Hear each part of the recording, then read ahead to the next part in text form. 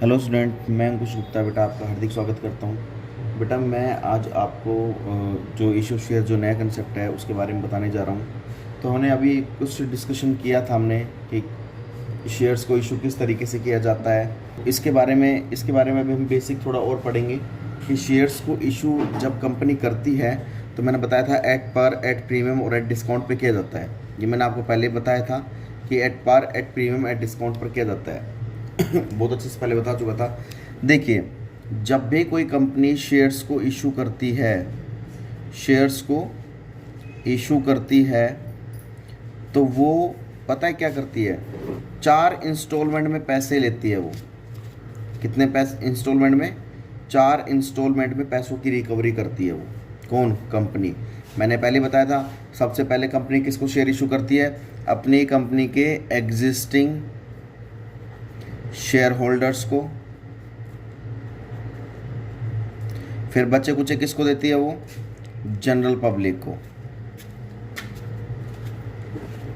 ठीक है, ये बात समझ में आ गई होगी।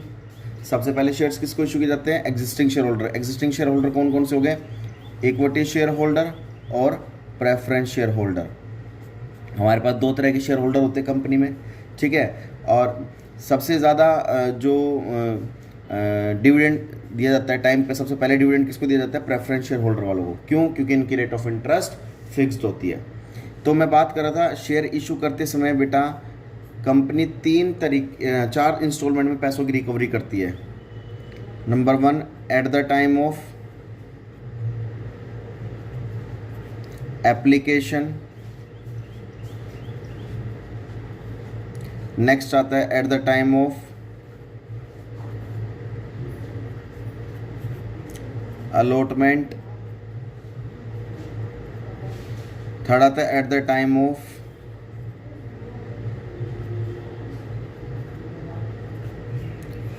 फर्स्ट कॉल और एट द टाइम ऑफ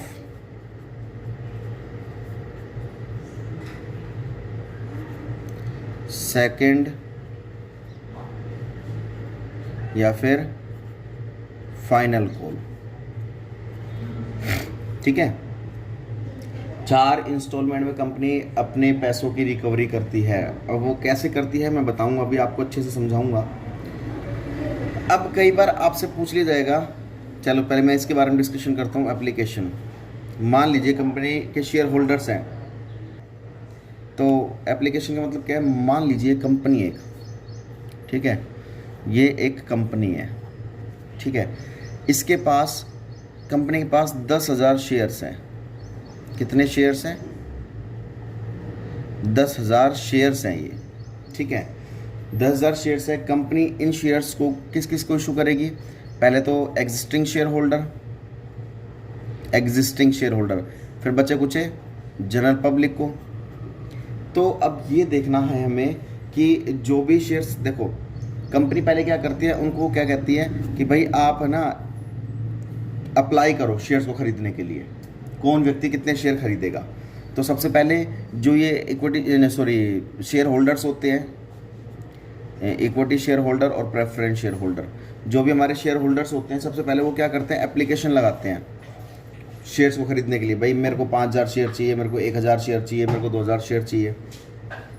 फिर जनरल पब्लिक, मतलब सभी कोई अप्लाई करता है, एप्लीकेशन लगाता है खरीदने के लिए शेयर्स को। उस कंपनी के शेयर्स को खरीदने के लिए एप्लीकेशन लगाते हैं। सबसे पहले एप्लीकेशन फॉर्म को फिल करते हैं कि भाई मेरा नाम ये है, मुझे आपकी कंपनी के इतने शेयर को परचेज करना है। तो जब हम एप्लीकेशन लगाते हैं तो उस समय हमें कुछ पैसे देने होते हैं, ठीक है, वो बताऊंगा किस तरीके से। मान लीजिए एक शेयर की फेस वैल्यू, कंपनी के पास कितने शेयर्स हैं बेटा? 10,000 शेयर्स। मैंने बताया कंपनी के पास कितने शेयर्स हैं? 10,000 शेयर्स है। मान लीजिए एक शेयर की फेस वैल्यू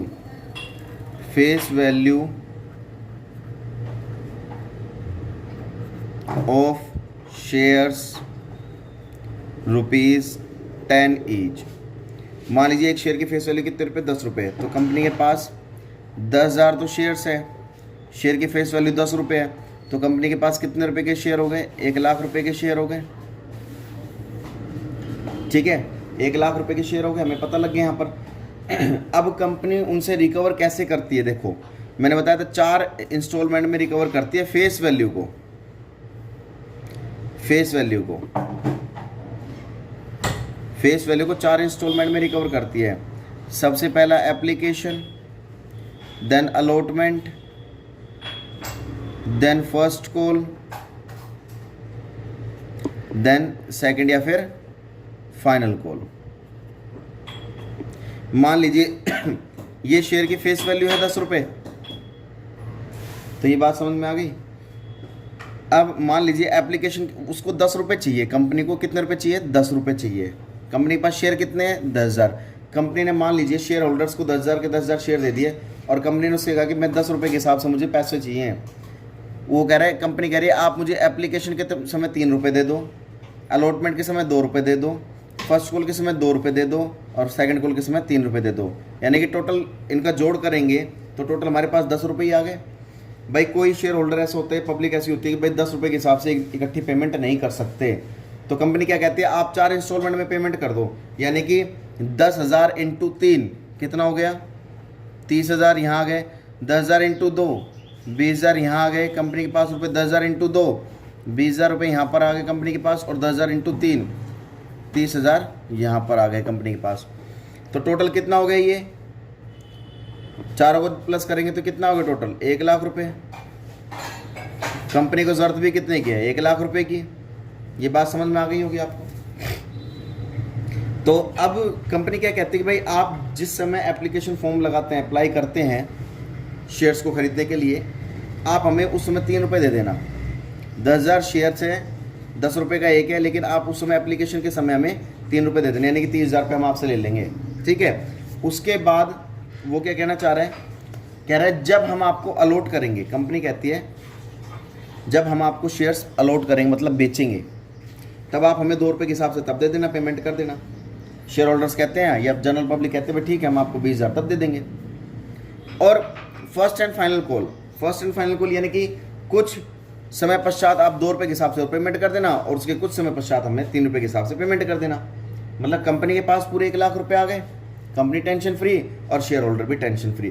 तो कहने का मतलब क्या है, कंपनी बेटा हमेशा 4 इंस्टॉलमेंट में पैसों की रिकवरी करती है, at the time of application, eight the time of allotment, eight the time of first call and eight the time of second और फाइनल कॉल। ठीक है। और ये चारों की डिटेल मैंने आपको बता दी अच्छे से। ये बात क्लियर हो गई अच्छे से। चलिए एक टॉपिक लेके चलते हैं, शेयर कैपिटल। शेयर कैपिटल बेटा कितने टाइप्स की होती है? 3 टाइप्स की होती है, 3 टाइप्स की। सबसे पहली होती है ऑथराइज्ड शेयर कैपिटल। ठीक है। उसके बाद सेकंड आता है इशूड शेयर कैपिटल।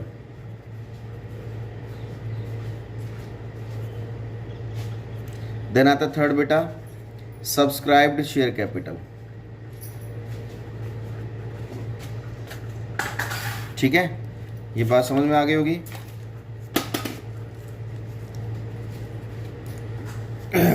अब देखिए कहने का मतलब क्या है, तीनों का मतलब क्या है।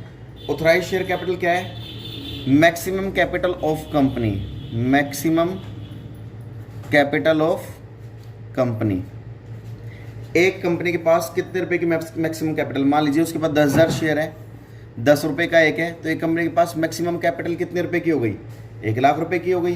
तो कंपनी के पास मैक्सिमम कैपिटल कितने रुपए की है? 1 लाख रुपए की। देखो शेयर्स 10,000 है, 10 रुपये का एक फेस वैल्यू है, तो कंपनी के पास कितने रुपए के शेयर्स हैं? 1 लाख रुपए के। तो बेटा कंपनी के मैक्सिमम कैपिटल क्या आएगी? ऑथराइज्ड शेयर कैपिटल का मतलब क्या होता है? It is the maximum capital of the company. ठीक है। अब कंपनी के पास 10,000 शेयर्स हैं। ठीक है। इशूड शेयर कैपिटल, कंपनी के पास 10,000 शेयर है, कंपनी कितने शेयर इशू करती है? कंपनी के पास 10,000 शेयर्स हैं।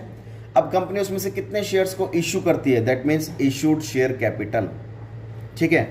एंड लास्ट आता है बेटा सब्सक्राइब शेयर कैपिटल, कि कंपनी के पास 10,000 शेयर्स तो हैं, लेकिन कंपनी के कितने शेयर्स शेयर होल्डर या पब्लिक खरीदते हैं? शेयर होल्डर या जनरल पब्लिक कंपनी के कितने शेयर्स को खरीदती है? हो सकता है मान ली 5,000 शेयर खरीदे, हो सकता है 6,000 शेयर ही खरीदे। लेकिन 10,000 से ज़्यादा ना तो कंपनी बेच सकती है और ना ही शेयर होल्डर्स खरीद सकते हैं, क्योंकि कंपनी के पास मैक्सिमम शेयर्स 10,000 रुपये 10,000 शेयर्स हैं। तो कहने का मतलब यही है कि सब्सक्राइब शेयर कैपिटल क्या होती है, एग्जिस्टिंग शेयर होल्डर और जनरल पब्लिक कंपनी के जितने शेयर्स को खरीदती है, that means subscribe share capital. तो तीनों कंसेप्ट थे ये बेटा, इसका स्क्रीनशॉट भी ले सकते हैं आप। इसको अच्छे से पढ़ना है, समझना है, और कोई डाउट आता है तो मुझसे पूछ लेना। इसको फेयर नोटबुक में भी नोट डाउन करना है। तब तक के लिए जय हिंद, जय भारत।